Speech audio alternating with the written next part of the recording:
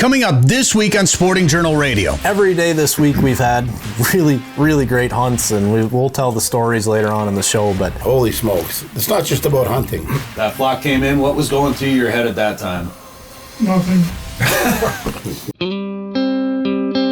Broadcasting on the Sporting Journal Radio Network, wherever you get your podcasts, or watch on YouTube. Fish on right now. Well, we're here at the 2024 Pheasant Fest and Quail Classic, presented by OnX. Know where you stand with OnX. And our guest now is Jeremy Smith. I fish, I hunt, and always will. It's just to look out for your everyday hunter, angler, and trapper that's out there. A Fish Hunt Forever production. This is Sporting Journal Radio. All right, welcome to the show. I'm Bret Amundson. That's Dan Amundson over there. What's up, Dan? We are back in Saskatchewan, and last week we talked about all the snows flying over while we were in Regina, and this week the snows were flying right over our faces at about 10 yards. Oh my gosh. We've had so much fun. The best snow goose hunts I've ever been a part of, probably the best. I've been on a couple of big ones, but I talk about 100 bird days, and usually you need like a 10 bird average, and you need 10 guys. Yeah. I mean, it's been done with fewer people. I know that. I understand that. But generally, when you talk about 100 bird days, it's usually big crews. And we did it with 6 guys. Yeah. We've got, that hunt was great. And every day this week we've had really great hunts. And we'll tell the stories later on in the show. But it's been a blast for a number of reasons. Not just numbers of birds, not just the show they've put on, but some cool storylines, things you can't make it up. Yeah, we read on the wall the other day, the Lord works in mysterious ways. Yeah, absolutely. Even finding so out weird. players in the middle of the field. Yeah, I just said that, and then literally like 5 minutes later, it was written on the wall in front of me. Like, it's so crazy. But losing your hearing protection in the field during a hunt. The first volley of the day. Finding it again. After the farmer dug part of the field. Yeah, that's right. That's pretty amazing. So we are going to tell some of the stories about our trip up here. We'll talk a little bit about how you could take a trip up here to Saskatchewan. You can fly direct from Minneapolis to Regina. That's right. WestJet. I did, actually. I think we might have talked about that last week, and we'll probably talk about it again next week, because it's kind of a really cool deal. This is a great gateway to get into the hunting world of Saskatchewan, or the fishing world. We'd like to thank Tourism Saskatchewan and Regina Tourism as well for supporting us on this trip. And it was through the folks at Regina there that hooked us up with a guy named Brandon Letain, who we've been spending time with here this week. And we're at his place right now. Yeah, this is the Brandon Letain Studios. the Mounties Bar is put his name down on the bottom corner of the screen. Sorry, Al Claire. Yeah, a backdrop, a big mule deer, whitetail. There's an elk Euro mount over there. This has been incredible. We've just had some amazing, a great time. I mean, we shot a lot of birds, but it's just been an amazing time. The Twisted Tree Shack. Well, yeah, we had a great time. When a stranger you just met a few hours ago takes you in the middle of the bush, like through a wheat field and into the woods at like 9 o'clock at night. In the dark. It was a great time. It was great. Normally I don't recommend that. But. Everybody we've met in Saskatchewan over the years, everywhere we go, it's just great people. Nice people. All right, we'll talk more about that, including my 84-year-old dad shooting a triple on snow geese, which is just amazing that happened. And also Joe Henry, back in Minnesota. We'll get a fishing report, talk about what it's like in Minnesota for you as well, coming up in just a little bit. But first, Dan, who are this week's sponsors? The official truck sponsor of Fish Hunt Forever is Invergrove Toyota. When looking for your new rig, head to Invergrove Toyota. Lake of the Woods Tourism. Lake of the Woods is the walleye capital of the world. Plan a trip for this fall or winter at lakeofthewoodsmn.com. OnX Hunt. See private land boundaries, recent imagery, offline maps, and Minnesota-specific hunt layers. Download the OnX Hunt app today. Tasman Lake Lodge. Catch world record lake trout and giant pike at Saskatchewan's Tasman Lake. Learn more at tasmanlake.com. Devil's Lake, North Dakota. Catch it all at Devil's Lake. Prairie Sportsman, new season wrapped up this spring, but we are filming new episodes right now, and you can watch old episodes anytime at the Prairie Sportsman YouTube channel. Haybale Heights Campground and Resort, fish Devil's Lake this fall or winter. Learn more at haybaleHeights.com. And Guardian Eagle Resort, plan a trip for next summer. Go fish the Ontario waters of Guardian Eagle Resort. You can fly directly to the lodge from the Twin Cities. Learn more at guardianeagle.com. All right, this is Sporting Journal Radio. Thanks for tuning in on the network by demand, sportingjournalradio.com, Spotify, Apple Podcasts, wherever you get your favorite podcasts, or maybe you're watching this on YouTube. Thank you very much. Joe Henry joins us now from Lake of the Woods Tourism. Joe, how's it going? Brett, you don't look like you're at home. I'm not at home. I feel like we haven't been home for quite a while, actually. We're up in Saskatchewan right now, Joe, on a waterfowl trip. So yeah, you're bringing some geese up there, aren't you? It's been a great trip. We're up here with family, and in fact, we're going to be talking more about it coming up after you on the show today. We'll be talking all about. I mean, this, and not to sidetrack us from Lake of the Woods, Joe, but this has just been an unbelievable trip up here, and and it's because of who we're with, and just everything has fallen into place. The birds have cooperated. Everyone we've met has been great, so it's just been unreal. And my 84-year-old dad tripled on snow geese the other day. Unbelievable, so, unbelievable. You can't make it up. So no, that's it doesn't get any better than that. Yeah. I know, and the dogs want to come up and join us. They want to get some retrieves, it sounds like, Joe. What's that? Did your dogs want to come up and join us and get some retrieves? Is that why they were barking? Nobody comes in the door until I go on the radio, of course. But they want to come up and do some retrieves. My dog, unfortunately, my dogs are going to be smaller than the geese are shooting. Yeah, probably. That's all right. All right. Well, we've been up here. The weather's been fairly warm. I mean, it's been cool at night. We had there was one night Dan and I got up and hunted, and it was about 20 degrees in the morning. But from what I've been hearing is back home in Minnesota, the weather's been pretty warm yet. So I bet a lot of people are fishing still down there, Joe. Oh, it's going great. I mean, it's really, really going well. I'll tell you what, all kidding aside, it's fall and it's October, and we've had very good weather, and actually the forecast ahead looks very, very nice right now. Now, if a person wanted to go and catch a bunch of walleyes at this year, there is a pile of walleyes being caught out in front of the Lighthouse Gap on Lake of the Woods, and quite honestly, different locations across that entire South Shore. And here's the best part about it. You go out, you anchor up, and you jig over the side of the boat with a jig and a frozen emerald shiner. It's some of the best darn fishing you would ever do. It's relaxing. It's not difficult. You don't have to follow contour lines. You don't have to go far out. It's just really, really good. And the cool thing about it, too, we just had the FM Walleyes Unlimited Club, the Fargo Moorhead Walleyes Unlimited Club. What a great group those guys are. And guys and gals came up, their club came up at an outing up to Riverbend Resort in this case, and they fished the river. It was really windy out when they were up there. It was really nice weather all week, and then it got windy, and of course that's the weekend they're going to be up, right? But thankfully they were on the river, so they went up river and they caught a lot of nice fish. I think their big fish was like 27 and a half, so it wasn't a monster, but a nice walleye. And they caught some good numbers too. So it's cool to hear that there's some fish in the river. And of course, I've been communicating with some people up at the northwest angle, the third part of Lake of the Woods, and man, up there, there's some spots you just know in the fall that it's going to be lights out, and it's big numbers of walleyes. And of course, this time of year, you get the multi-species. Some people target their trips in September and October up at the angle strictly for crappies. They're going to go after and target those big black crappies. You're going to get your jumbo perch. You're going to get your pike mixed in, and of course, some of the hardcore musky anglers will go fishing in the fall, as you know full well, because of the colder water and muskie putting on the feed bag. The river has been pretty good then, or people, like how many people are still fishing? Most people are still fishing the lake? Most people are still fishing the lake. So I would say, I mean, if you're staying in the south shore of Lake of the Woods or at the mouth of the river, if it's a nice day, there's a pile of fish out in that lake. Now, I will say there's some more and more fish in that river every week. You can go in that river, and if you wanted to not go so far out, if you just wanted to make it a chill day and enjoy the scenery of the river, whatever the case, maybe you're staying upstream a long ways, up at Royal Dutchman or somewhere up further up, the river's been cruised. I should mention too, I don't know if you saw some of the photos I put out on Facebook, but man, some of the folks that have been going out sturgeon fishing have just been stroking the sturgeon. I mean, the sturgeon bite is really strong right now on the river. That sturgeon, I mean, this has got to be the good old days. I mean, aside from back in the day, really, I mean, in 70 years or something, I mean, this has got to be, some of the best sturgeon fishing that's been around for a long, long time. It really is. It really is. And, there's not a lot of places. I think we're probably one of the best sturgeon destinations you can go for consistency. We've talked about this before, but the DNR, working with some of the Ontario Ministry of Natural Resources, they do studies.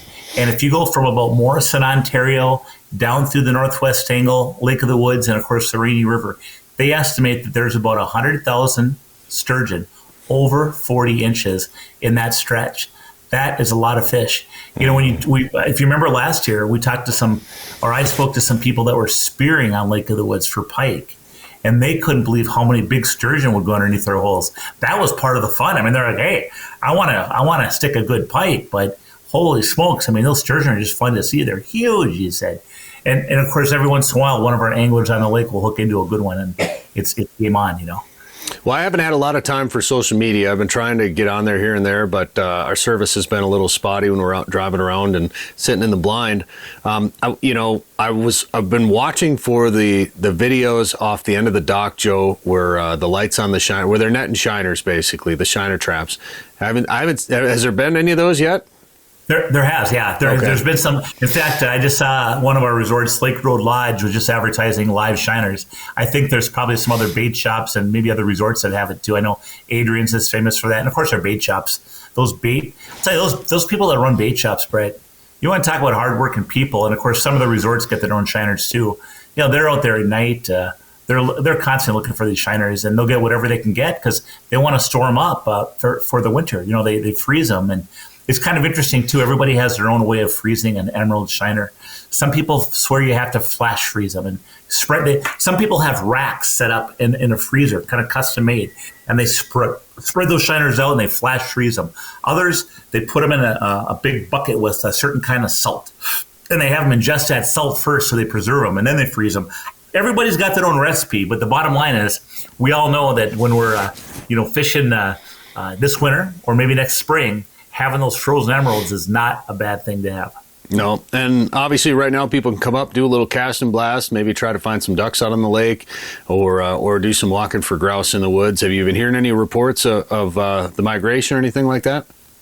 You know, as far as the ducks go, I know people are shooting ducks. I don't know if the migration, that's kind of a timing thing, as you know, and it's, I don't think it's hot and heavy yet. It hasn't been cold enough, but they're certainly shooting some ducks on.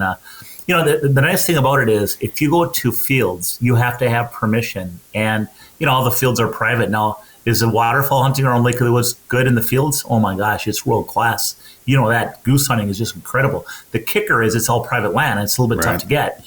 But the one caveat is that you can hunt the water. And there's so much good water to hunt on the south shore of Lake of the Woods, or up at the angle, or even off some of the on the river and some of the bays. But you think about 4 Mile Bay as an example. You go into 4 Mile Bay, there's so much bay that's uninhabited, and it's just patches of reeds. You go set up your boat in a patch of reeds and throw a couple groups of decoys out. I did that once with Greg Jones at Midwest Outdoors, and I'd never done it before. Didn't even really know where to go. And we just went out there and threw out 2 groups of decoys with the thought those birds would fly in the middle, and my gosh, we had a really good shoot. What was going on is there was a bunch of ducks rafted up at the Northwest Angle, and they were breaking off in flocks of 10 to 15 and flying across the lake and then staging in 4 Mile Bay. So if we could get them before they went to that great big flock of ducks that was out in the middle of 4 Mile Bay, they'd take a swing by and take a peek, Boy, I'll tell you, it was a good shoot. We pulled a pin that morning. I remember around 10 o'clock in the morning, we're like, hey, these birds are still flying. But I know they do the same kind of thing on Zipple Bay and other parts across that south shore. Obviously, we got, Andy Reeves and Forrest up at the Northwest Angle that do layout boat hunting in that open water. If you're a duck hunter or a waterfowl hunter and want to do something very unique, the folks up at the Northwest Angle there that offer that duck hunting, man, it's great. You can speak to that. It's incredible, isn't it? It's so much fun. We filmed a Prairie Sportsman episode up there doing it, and we filmed 2 on the Fish Hunt Forever YouTube channel you can check out. It is some of the most fun waterfowl action I've ever had. Some of the wildest hunts that are right up there with some of the hunts we've had this week up here too, Joe. They've been pretty incredible, and we're going to talk about those with this crew behind me here in just a second. But first, if people want to plan a trip to Lake of the Woods, Joe, what should they do? Hey, check out our website, and that is lakeofthewoodsmn.com. Well, we are on the road in Saskatchewan, and when I knew we were going to be taking some of these long road trips, whether it was down to Kentucky Lake here a couple of weeks ago or coming up here to Saskatchewan, we're going to be in the truck and on the road for a long time. I wanted something dependable. I wanted something new. I went to Invergrove Toyota and bought myself a new Toyota Tundra. We call it the Fundra. You may see it, and if you do spot it, take a picture of it, post it on social media. You could win some prizes. But Invergrove Toyota has got a Toyota truck for you, whether it's the Tundra, whether it's the Tacoma, which is all new and redesigned for 2024, and they sell more of these things than Chevy Colorados and Ford Rangers combined, and they start at just $36,195. Check them out, and you can even save some more money and get a deal on your trade-in as well if you go to invergrovetoyota.com/FHF and fill out the form right there. You'll get a deal on a new truck at Invergrove Toyota, Robert Street 494 in Invergrove Heights. If you want to catch a big walleye, go where the big walleyes are. Lake of the Woods is the walleye capital of the world, with a variety of resorts and lodging facilities offering full-service fishing. Lake of the Woods is also home to sturgeon, sauger, perch, trophy pike, muskie, smallmouth bass, burbot, and more. Plan your trip to Lake of the Woods today. Go to lakeofthewoodsmn.com. That's lakeofthewoodsmn.com. All right, we're back on Sporting Journal Radio. Thanks for tuning in on the radio network by demand, sportingjournalradio.com, maybe anywhere you get your favorite podcasts, or by watching this on YouTube. As you can see, we are out of the studio. I mentioned that with Joe earlier. We're up in Saskatchewan right now. We came up, spent some time in Regina, and then bounced around chasing snow geese all around. And it led us to Brandon Letain, who joins us on the show. Brandon, how you doing? I'm good. Great. Thanks for being here. Thanks for hosting us. I appreciate it. And we got the whole crew. So we've got a family trip going on while we're up here as well, too. We brought these guys up here 2 years ago. We filmed the video for the Fish Hunt Forever YouTube channel, 1956. And we're filming kind of a follow-up to that video. So we got my dad, Ron Amundson, with us. 84 years old, up here chasing snow geese around, which some people will tell you that snow geese are some of the hardest waterfowl to hunt. I wouldn't say our hunt has been that difficult, but like in the spring, you're trudging through the mud, you're putting out a couple thousand decoys sometimes. It can be a grind, and it's been great. So for you to be out here, and I think you've even shot a goose once or twice. I was wearing flip-flops. So we're going to talk about kind of how this hunt went. We're going to talk about some of the cool things we've done up here, and we'll even try to give you some tips on if you want to make a trip or if you want to go do some hunting, stuff like that. We'll talk about all of that here on the show. Also, my brother Wade Amundson is here. Wade, how's it going? It is going fabulous. Good. I'm glad you're here. Thanks for coming. Thanks for letting me come. That's Dan's dad. Dan's over there, of course. Talk into the microphone, by the way. Yeah, if you can, please. I got to do the same thing. Yeah. Okay, I can do that for you. Okay, perfect. And then now Mitch Hunt is with us as well. That's Wade's new son-in-law or Dan's brother-in-law. So last time you were with, you weren't officially part of the family. Nope, just engaged at the time. But Yeah. yep, now it's all official. Now that it's official, we can include you on all this stuff. We couldn't before, just in case. But now that it's official. Yeah, I made the last podcast. Did you? That's Yeah. That's why our trip is shortened by a couple days. That's great. Well, have you guys had a good time on this trip or what? Yeah.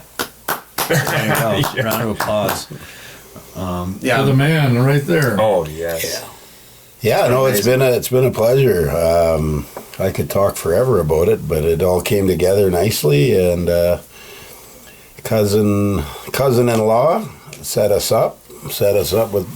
me up with Bret and got a hold of me, and I wondered if I could pass on some knowledge of the area, where to stay and whatnot. And I said, well, if they're willing and able, they're more than welcome to come and stay with me. They got to put up with me, but that's been tough. Yeah, It's honestly amazing how it all came together. You know, you talk about things happening for a reason a lot, and I feel like that's happened many, many times on this trip. Just everything has just fallen in place and come together. And from the very beginning, when we've been coming to Saskatchewan for a number of years now, fishing in the summer, hunting in the fall.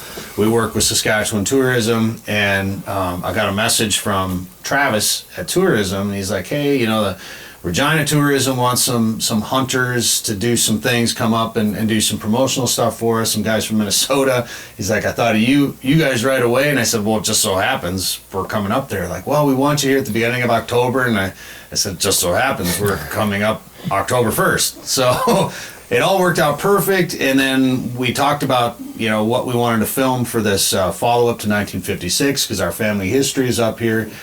And, she said, well, where are you going? And I kind of explained, we didn't really have a plan yet. We were trying to figure it all out, and we would have found a place. I mean, Dan and I talked about sleeping in the truck a little bit, which is something we've done many, many times. And yeah, then your cousin-in-law brought up your name, and she said, no pressure, but here's his number if you want to give him a call. And it's like, great, who's this guy? Like, what the heck? We're going to go up and someone we never met before. He's offering his place to stay.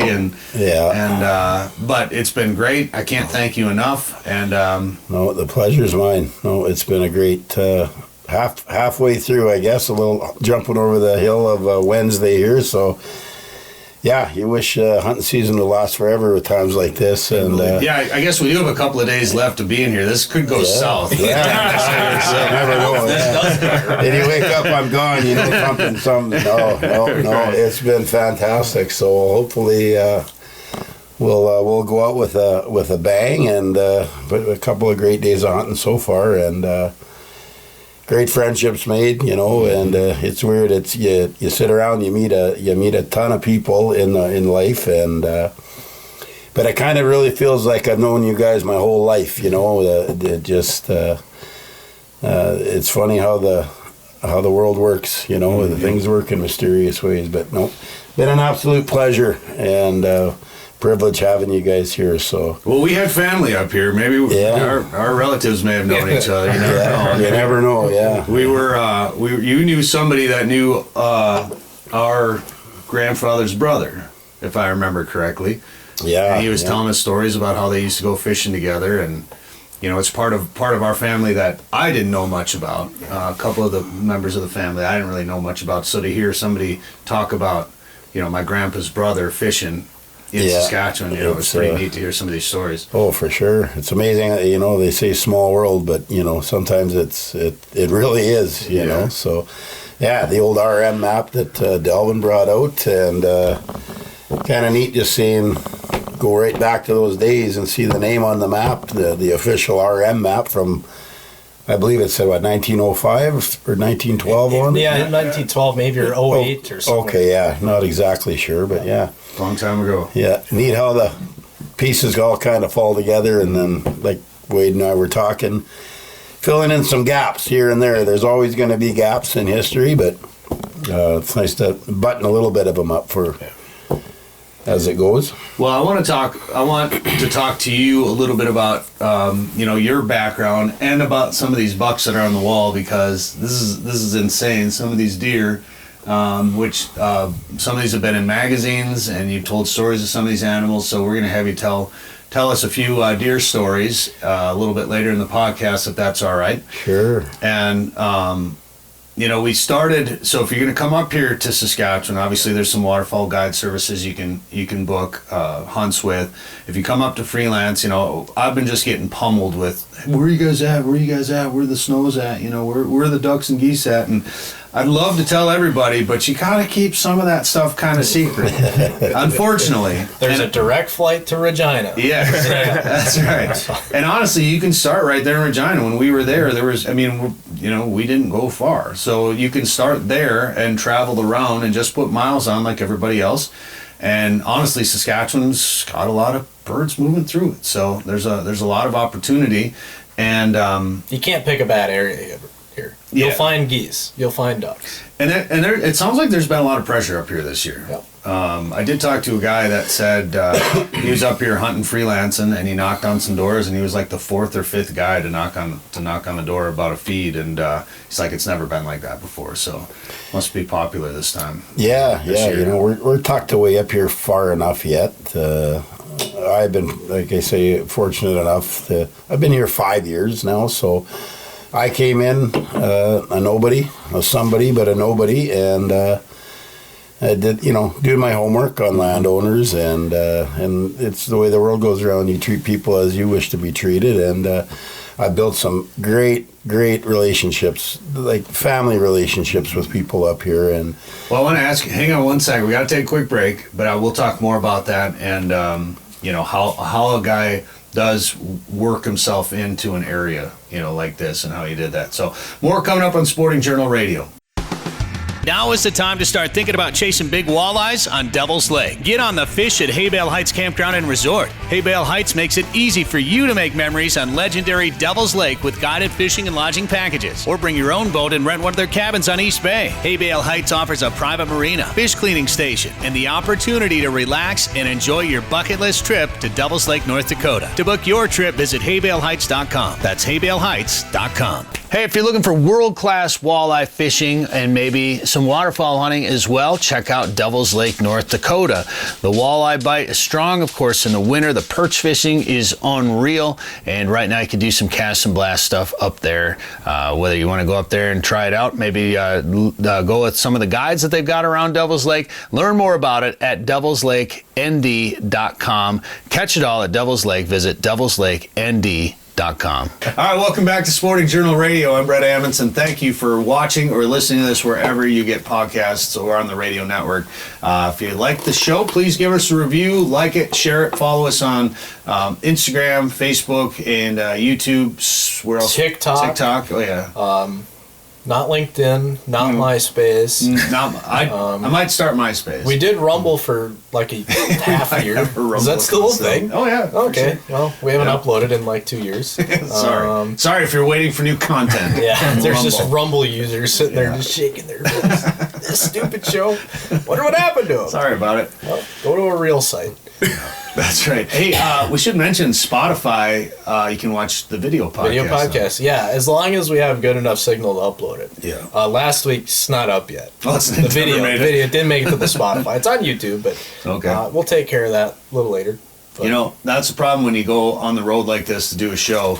You're at the mercy of whatever internet service you can find, and thankfully we got Starlink here, which has been very, very helpful for a lot of places we've went now that are pretty rural and remote. You can find Starlink. So thank you, Elon. He's a huge fan of the show. He's waiting on Rumble. Hasn't watched it for years. That's right. I want to thank Tourism Regina and also Tourism Saskatchewan for supporting us on this trip. We had a great time in Regina. We saw the sights and sounds there. We're actually going back to Regina, check out the Rough Riders game, which I'm pretty jacked about. What is a Rough Rider? That's a great question. Maybe we'll ask someone from Saskatchewan. Boy, I guess it's in the name. I don't know the history on it, but you can meet either or. Yeah, guy or gal, Rough Rider, I guess. But yeah, no. Has nothing to do with the Mounties and riding after a long night? No, it's a bit of a rough ride in the morning? I can't say for sure. So I know I don't know where the Saskatchewan Rough Rider actual name came from. So I guess it would have been better to ask the boys that were here a couple weeks ago that actually play on the team. So yeah, you hosted a couple of players. Yeah, so a few years back, friend Logan Furland and AJ Ouellette and Mitchell Picton were up for a goose hunt. So got them up for a couple days during their bye week, they call it, the rest week in between the season. So had a fairly good time, showed them the sights and sounds, and we ended up on a couple of real nice honker hunts, so it worked out well for them as well. So I think I'm batting 1.5 out of 2 so far this year with the luck for birds, but getting back to the Rough Riders, I'm not exactly sure. We'll find out, because you're going to be at the game too, right? I'll be at the game, yeah. I just got my tickets sent to me, so all is good, and be a good place to find out on Saturday for you guys. Yeah, that we thought about just walking around asking everybody in the stadium. See who knows what a rough. If anybody does, maybe nobody does. yeah. But are you going to wear a watermelon on your head? Not me. No. That's a thing. I need a big watermelon. I think they're on a season. They need that jumbo watermelon to fit this buffalo head. So I won't have you. I imagine you'll see a few though. Yeah. You'll see some characters there. Especially it's going to be a nice day out. There'll be guys painted in green and green wigs and outfits and. Quick story, we used to have this fella called the Flame, and he would light his helmet up all the time and blew a flame out the top of his helmet. But that was years ago. They don't allow that anymore. Well, I think this is kind of hilarious because we got a couple of young kids at the table, some kids that are a little bit older. Is he on Rumble? And that no, but he's Googling. He's using the Google machine to figure out where the name the Saskatchewan Rough Riders came from. That's great. So we'll find out. It came from Saskatoon. Okay. That's all. That's the only answer I got. Well, hit search. Hey Siri. Yeah. Oh. Hey, there you go. Hit that one. Here it is. The rugby team It was a rugby team originally. eventually transitioned to football and became the Saskatchewan Rough Riders in 1946. The origin of their name is said to have come from the mounted police and Thank the you very Rough much. Riders who broke their Broncos. So you're See, right. you should have known this. One states that it's derived from members of the Northwest Mounted Police who were called Rough Riders because they broke the wild horses used by the force. So, yeah, you were right. Yeah, it could have been. It might have came into that. So, Well, Yeah. I'm sure we'll find out a little bit more about that at the Rough Riders game. I'm pretty excited about going to check that out. But and that was we've stayed in Regina a couple of times on our way through, and it's a great place if you're coming up here. Whether like on our way to Tasman, we'll usually stop and spend a night there. It's a city, which is Kind of a fun city. yeah, fun city. yeah. We'll say in the city that rhymes with fun. But, Sorry. We had a great time there, and there's if you want to do something, there's anything you want to do, you can do there. Like we talked about it last week on the show, the RCMP Heritage Center. We went to the bird sanctuary if you want to go take pictures of waterfowl or just see them.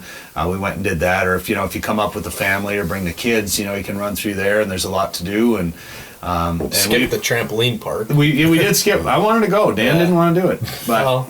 He thought I would have died. That's which is probably true. We can do it Saturday when we're done hunting for a little bit. So. And we checked out that casino, which I know you would be interested in.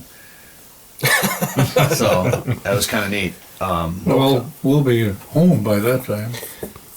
There's a direct flight. Direct flight to Minneapolis on WestJet. Right. You could go there and check it out and still be home in time for Mom's birthday. Oh yeah, Mom's birthday. Yeah, It's coming up. So we're going to make sure we get you there on time. Don't Just worry. got a frying pan to your head. Wouldn't be the first time. Well, if you're going to come up and do some hunting or fishing up here, it's a good city to stop through or stop and hunt around too. But it is a city, and it gets a little busy around there. But you knock on doors and be real friendly and take care of the landowners, and they will take care of you. And we'll ask Brandon, who just disappeared, about that. Coming up a little bit later in the show on how he's done all that. But Dad, we brought you back the first time to Saskatchewan, I think in 2018. You came up with me and we hunted with Barry Prawl and Trevor Montgomery, had a lot of fun. That was your first trip back since 1956. Then we came back in 22 that you guys came up? Yeah.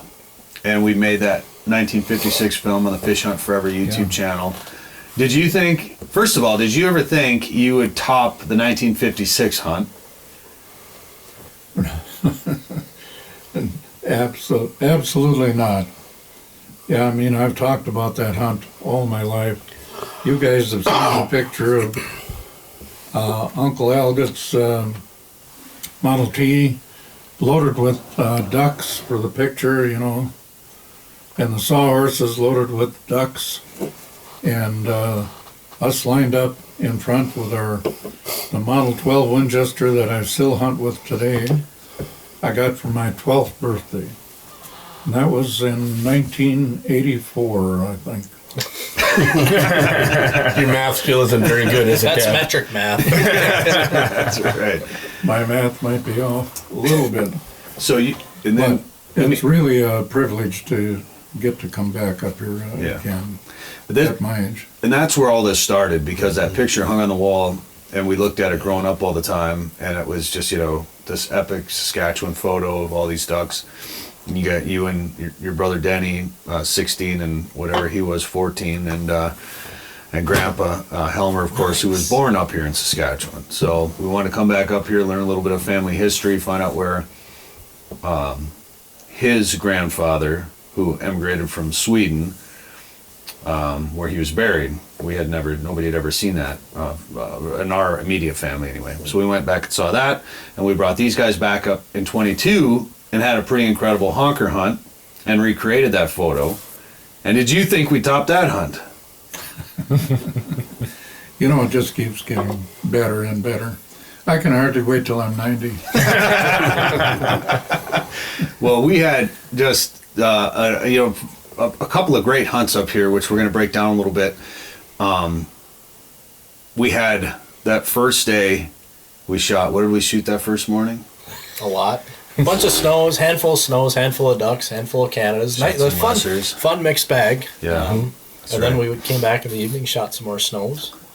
We finished I thought that was going to be it. Yeah. For sure. It was good. I think we finished with 69 birds, actually, right? Nice. Right. Yep. Isn't that what it was? And I got 48 of them. You were on fire. Hope the feds aren't listening.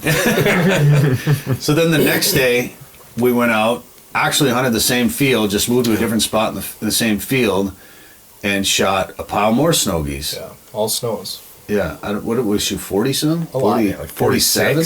Yeah, something like that. So it's 20 per day per guy in Saskatchewan for snow geese, but no possession limit on it. And I know you guys wanted to hunt maybe some ducks and maybe hunt some snows.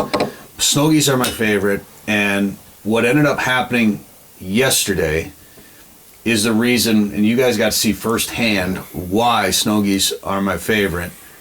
We had just an unreal, epic day that we're going to tell you about right after these commercials, right on the other side of this break, because we're running out of time right now. But we're up in Saskatchewan right now. This is Sporting Journal Radio. More with the family and Brandon from up here in Saskatchewan talking waterfowl when we come back.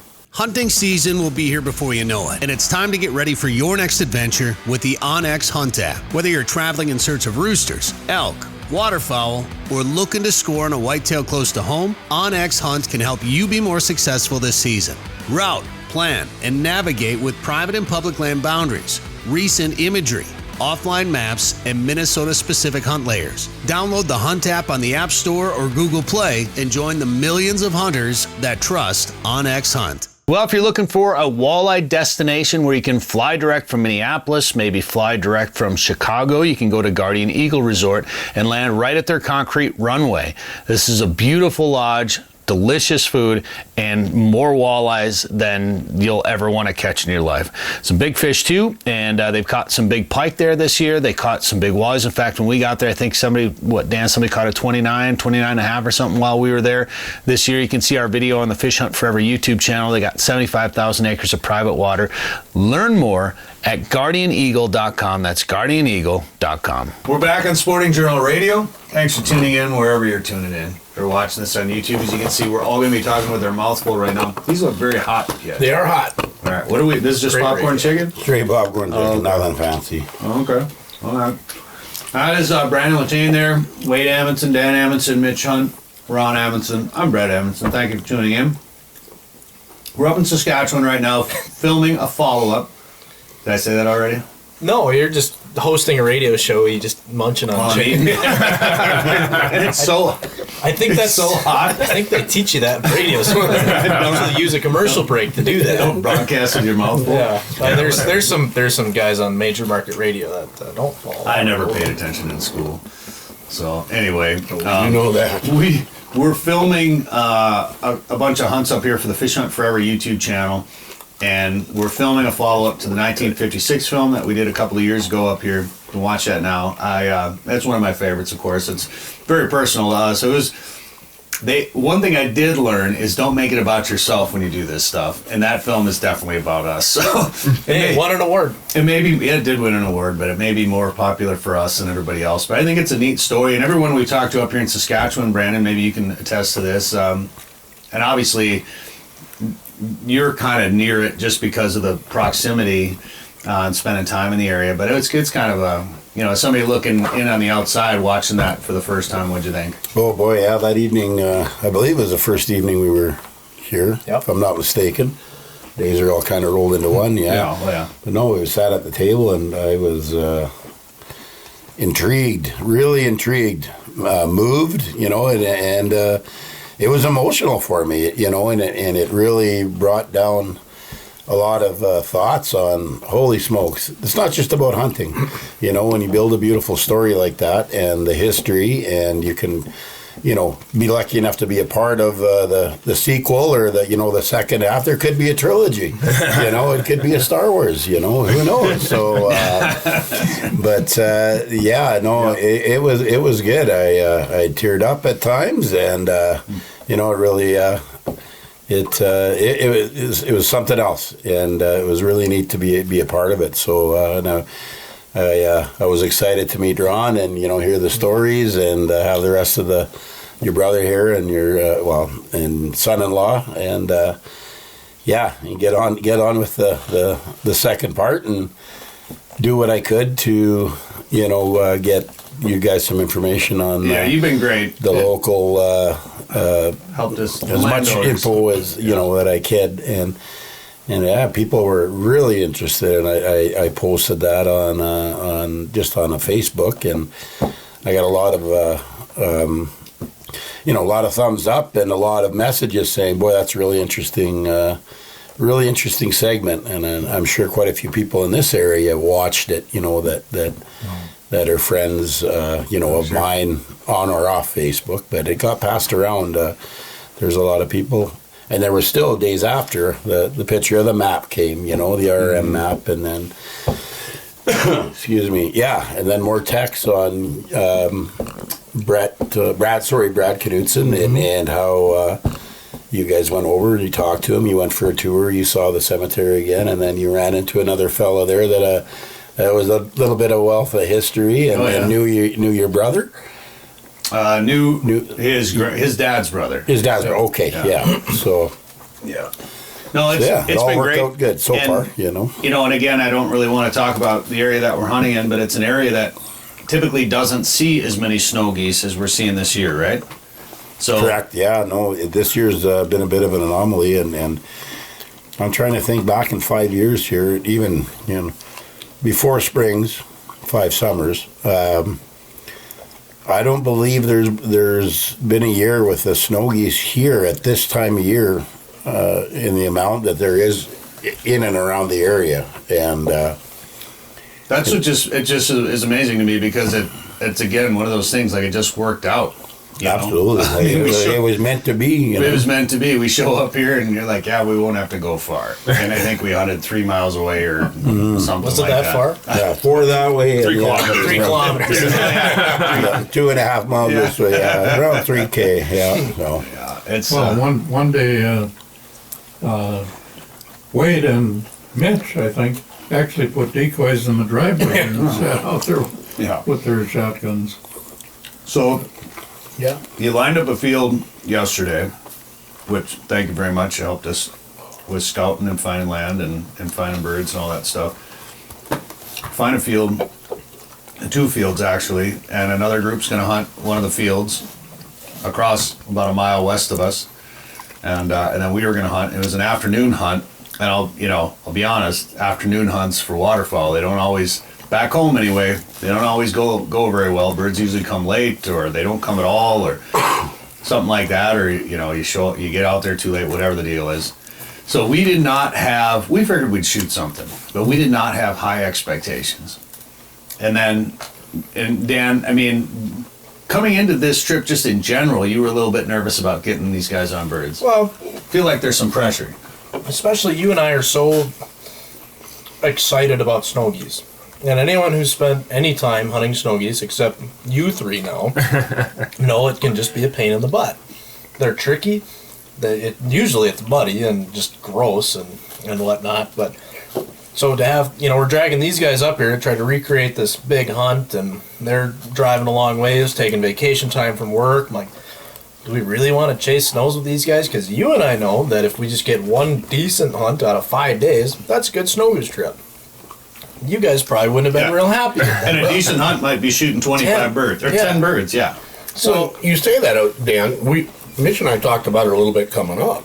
I was ready to arm wrestle him if he wanted to chase snows all week, right? We wanted to get on ducks. We wanted to get on honkers again. Right. The snow geese thing, I wasn't all that excited about it until you started talking. So to have these pieces, I knew that. Right. And then we're not seeing a bunch of honkers. There's some honkers, there's some ducks, but there's snow geese. We need to push, but there's snows everywhere. And even when they're everywhere, they can still be tricky to hunt. Mm-hmm.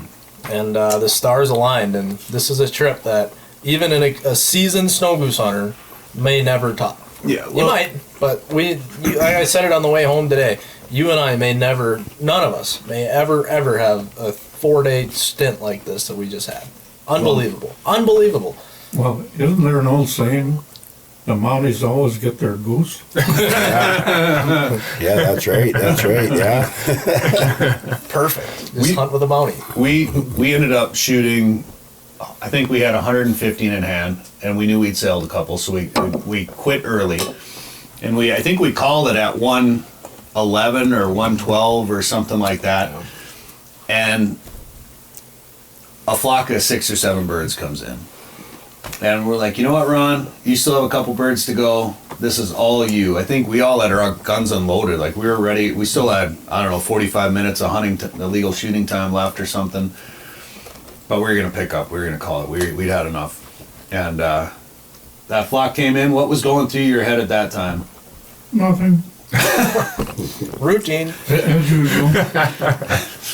Mika's walking through the tripod right now. So if the camera falls over, I'll tell you why. That camera might be overheating up there too, just a little bit.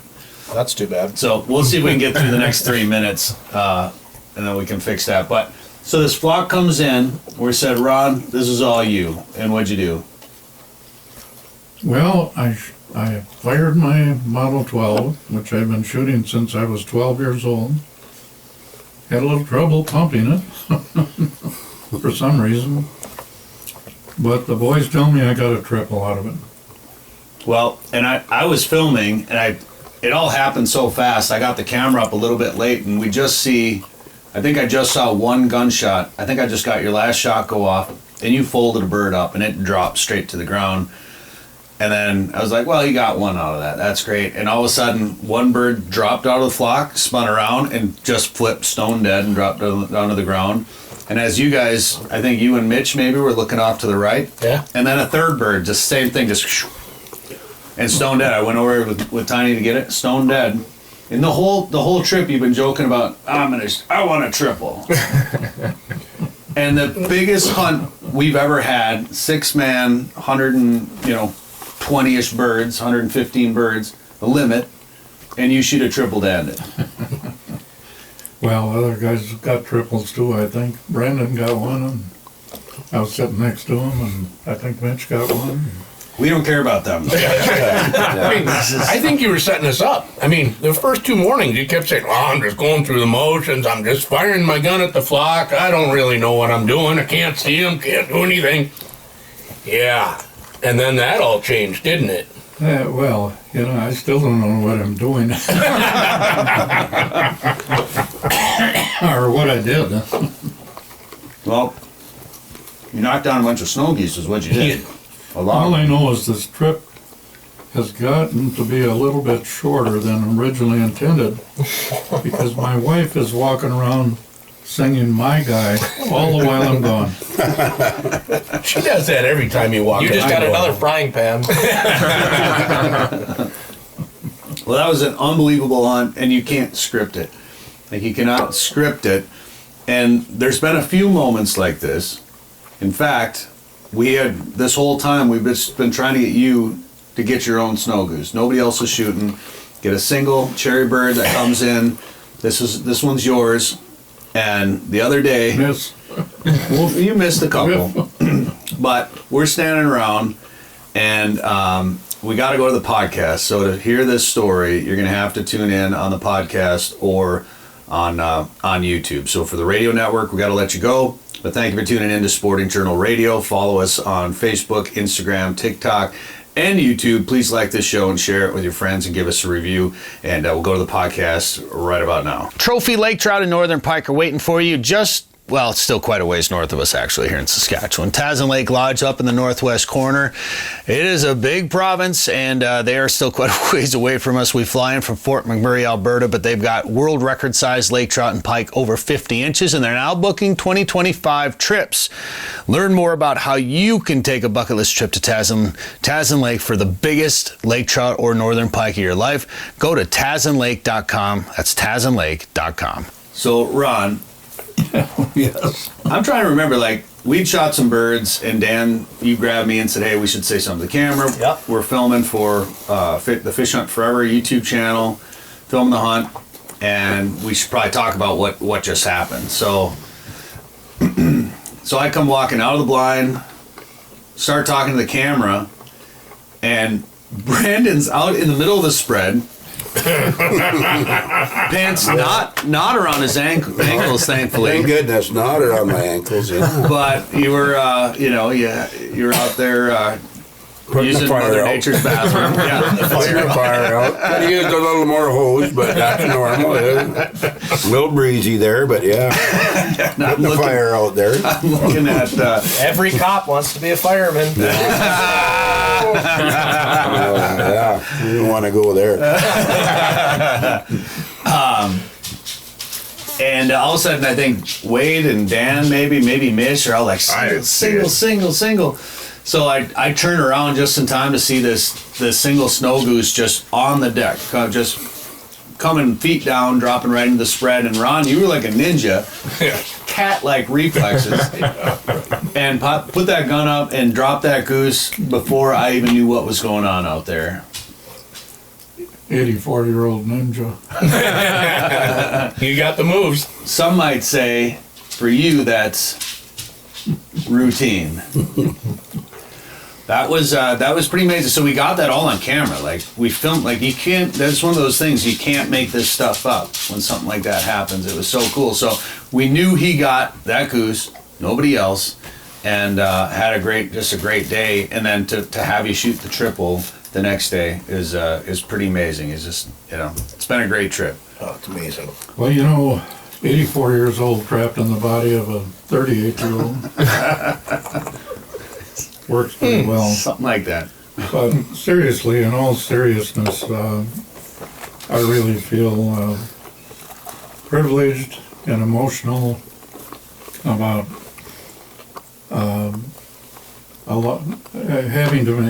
getting to make this trip again with all of you guys. And Brandon, what can I say? The two dogs have gotten together. now you're part of the family. I'm hoping I'm not writing child support payments out. Just popped and dog-in-law. You might be a son. There you go. Yeah.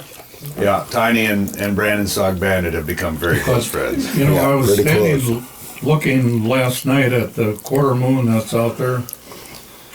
Beautiful gold color. The sun was setting. And we had gotten all these geese, and there was still 5,000 or 10,000 in the air floating around there. And I thought my dad and my uncle and my great-grandpa was buried just north of town here, started all this. And what a great opportunity to come back and be a part of this once again. So thank you guys for bringing me up again. Well, I don't think we do it any other way. Get the dates for next year in your calendar. But I think that's part of the cool story, right? With 1956, right? We link our heritage back together. Yeah. And then we get to come do the sequel, and we get to connect with other people that become like family, and with the landowners and so on. And that's the cool thing about the outdoors. And you said it, Brandon, about treating people right, treating people well. This network grows, and it's pretty incredible. It's pretty incredible, yeah. and it can start with some family members and so on, but it's an attitude and it's a connection that links us with this cool sport. and it's not about the shooting, it's not about the killing, it's about what we get to celebrate together. And I really feel like this trip has become a part of bringing that out and helping showcase what hunting and fishing can really do for people. So, Brandon, thank you for your hospitality, of course. We do want to come back. I want to come back and deer hunt with you. So we were sitting. Yeah, this buck right here. We were sitting on the couch, and I think Mitch grabbed that magazine over there. I can't remember what magazine. It's Big Buck Magazine. Big Buck Magazine. He's paging through it. And he's like, I think that's that buck. That was my Mitch impersonation. Yep. And I'm like, it is that buck right there. So you're in that magazine telling the story about that deer. And I don't know if Dan will put this picture of the deer in later or not. Hopefully it's in frame. Might be in frame. Right find that up some more. We'll find out when I watch it later. You got some really nice deer here. If you were going to tell us a story about one of these deer, would it be that one or which one would it be? Oh boy, Give us a deer story. you know that had almost a year and a half history with that deer, and I'll try to make it short and sweet. But yeah, my brother and I, we were down at Dad's farm, southern Saskatchewan, and we were on our way back.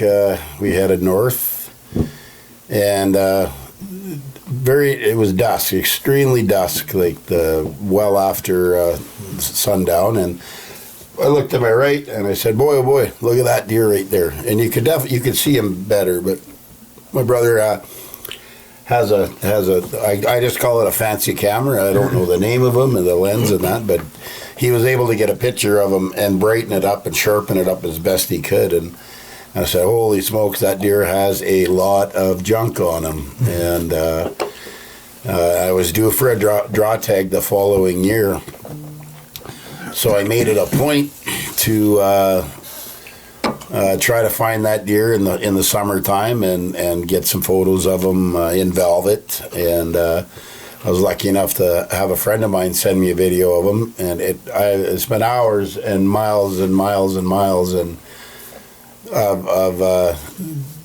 getting this deer. And he was an hour and a half away from home, which is northwest Regina. But lots of trips with the kids back and forth, having supper in the truck and snacks, drove for a drive till dark, and then come home and look for him. And then my hopes were kind of dashed because I hadn't seen him since that video, and that was late August.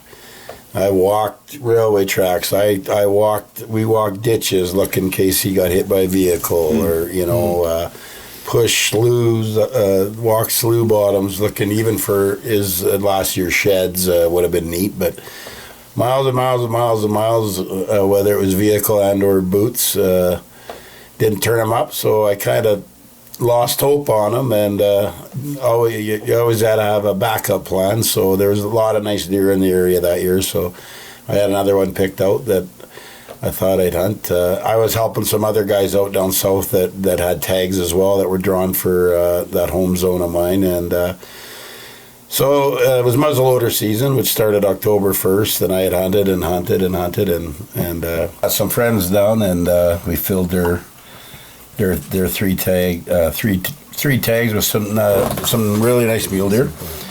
And it happened to a friend of mine said, I found your deer. He was in the wrong zone the night before, and luckily the guy he was hunting with, his muzzleloader didn't go off. He had a bad cap and was going to take a poke at him. So the next day, he was jumping the borders between these two zones.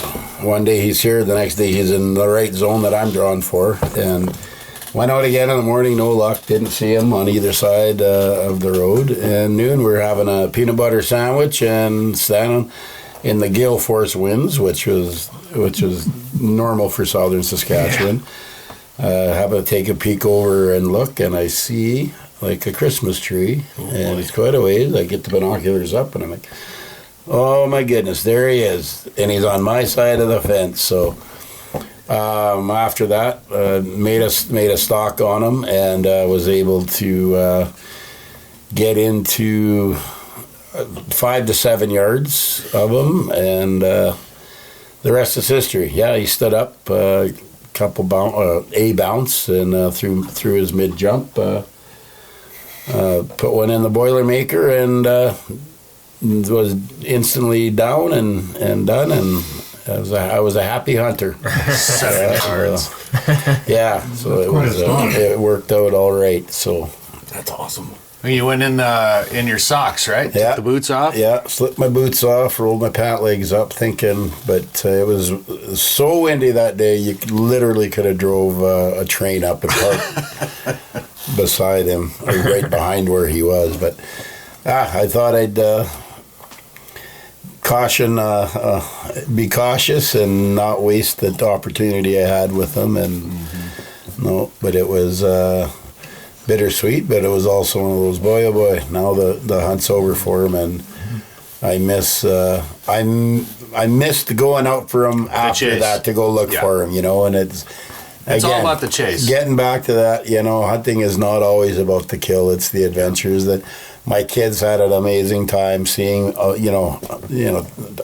hundreds of thousands of deer on our tour, and they got to learn the aspects of scouting and looking and walking and finding stuff, and so it was a beautiful deer to shoot and hunt. He's a very memorable one. He's one of my favorites. I like gnarly mule deer.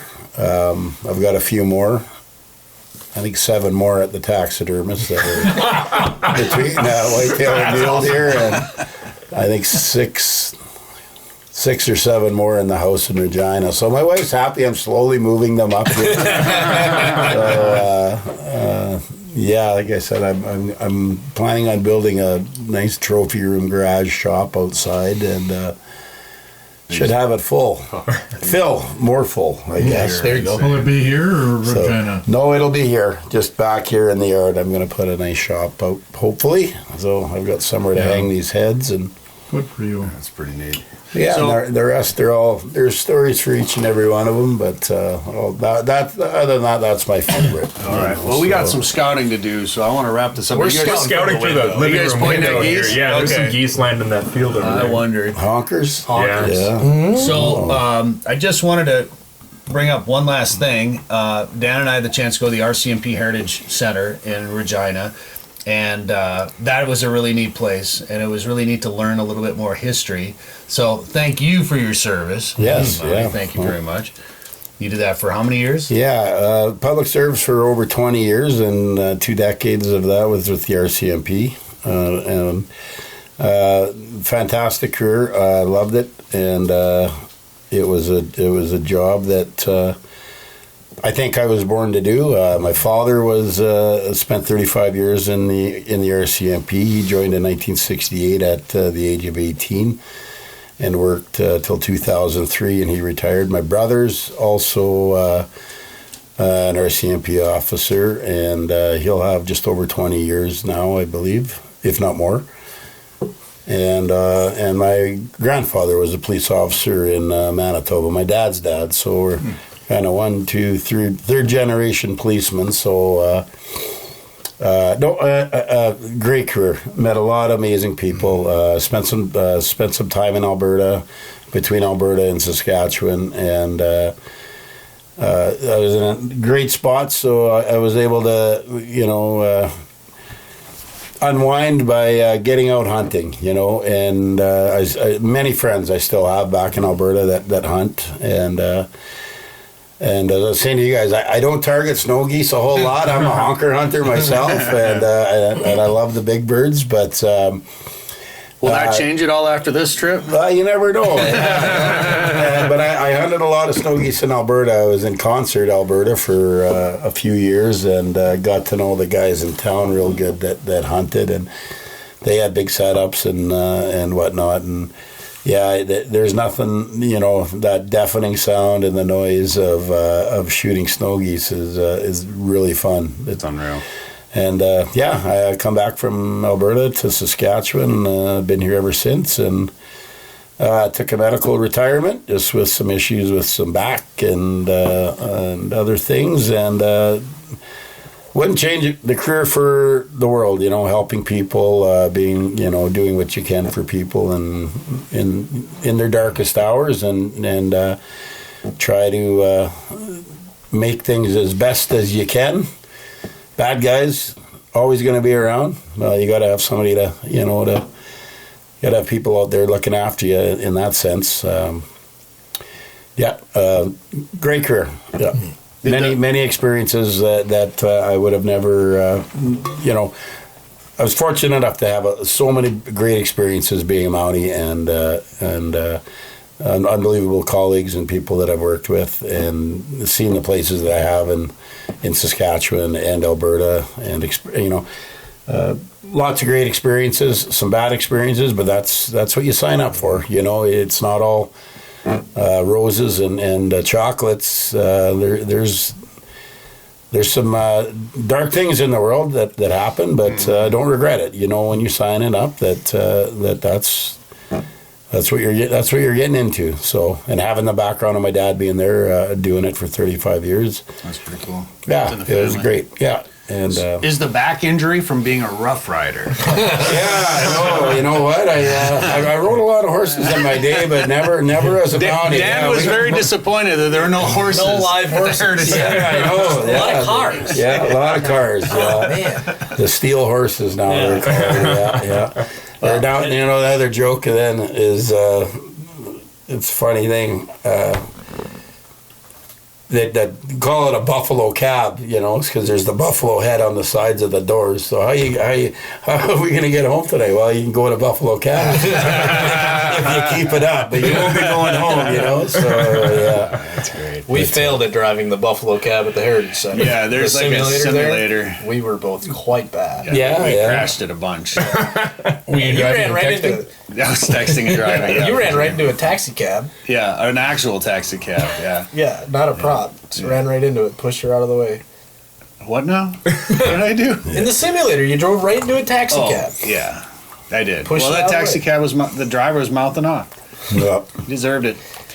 All right, it's been a great trip up here. We had a lot of fun in Regina, of course. And Brandon, I can't thank you enough for what you've done for us out here. Thank you very much. We'll be back next year, and of course, absolutely been a slice, like they say. It's been great so far, and it ain't over yet. Yeah, so it could get even better. And of course, Mitch and Wade, I appreciate you guys coming up and being a part of this. And Dad, that's the best part, having you come up here and be a part of this. 84 years old, and I know you probably don't want me to keep saying your name or your age, but it's pretty amazing, I think. And like I said, mark off. We're both you guys mark off some dates on the calendar for next year. We'll come back up here and do it again. What do you think about that? Well, I keep having to make sure you guys are safe and know what you're doing. That's right. Routine. All right. And of course, Dan, thank you very much. Thank you for watching or listening. Well, you probably listen to this podcast now or watching it on YouTube or wherever. Thank you very much. Make sure you like and share it and subscribe and leave us a review. This is Sporting Journal Radio. We'll see you next week. From Saskatchewan, still. Sporting Journal Radio is a division of Macaba LLC. If you've got a question, comment, or story idea for us, send us an email. Go to sportingjournalradio.com. While you're there, you can learn how to advertise on the show and visit our store for hats, hoodies, coffee mugs, and more. Go to sportingjournalradio.com.